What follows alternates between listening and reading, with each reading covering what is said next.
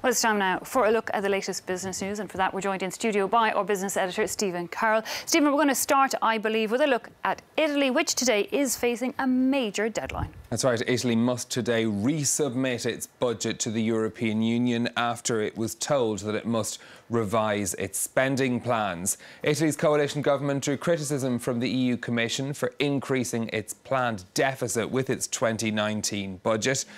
This is actually the first time that the EU has told a member state that it must go back to the drawing board and change its spending plans. The Italian government doesn't look likely to back down, though. It says the country needs the extra spending, including introducing a minimum level of welfare payments for the unemployed. If the Commission rejects the version submitted by Italy today, it could face billions of euros of fines. Shirley Sipman has been looking at what makes this budget so controversial.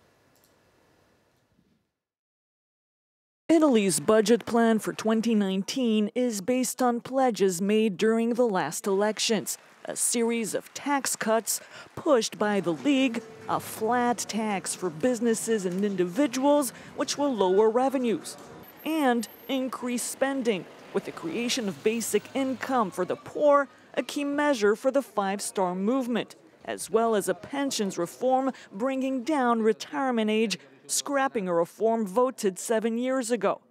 These measures together are expected to cost up to 100 billion euros.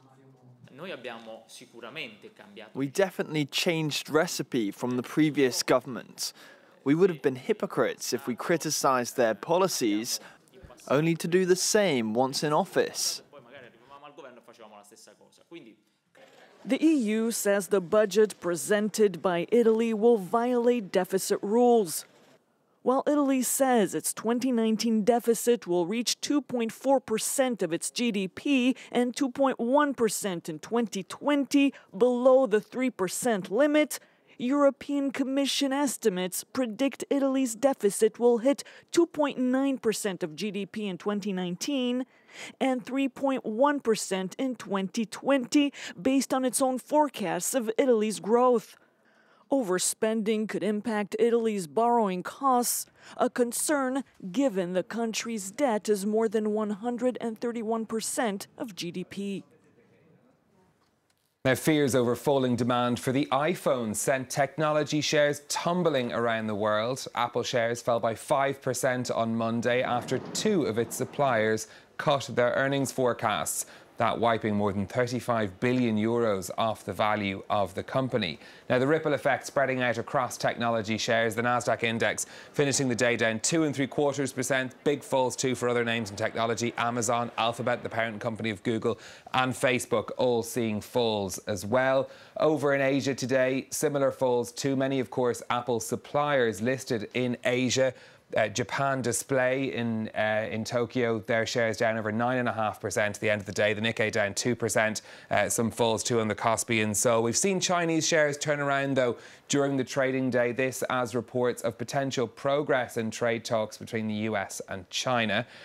European markets more on that positive trend at the open today. Just oil producers taking a knock at the open. We've got gains across London, Paris and Frankfurt, and the FTSE MIB in Milan. We are keeping an eye on Italian shares today, opening largely flat, but of course everyone waiting to see how the Commission responds to that revised Italian budget.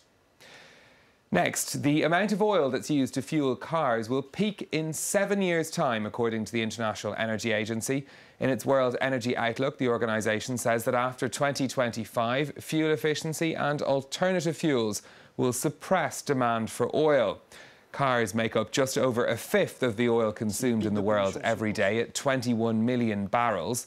The IEA says that overall oil demand from developed countries will fall sharply by 2040, but the global demand will continue to grow.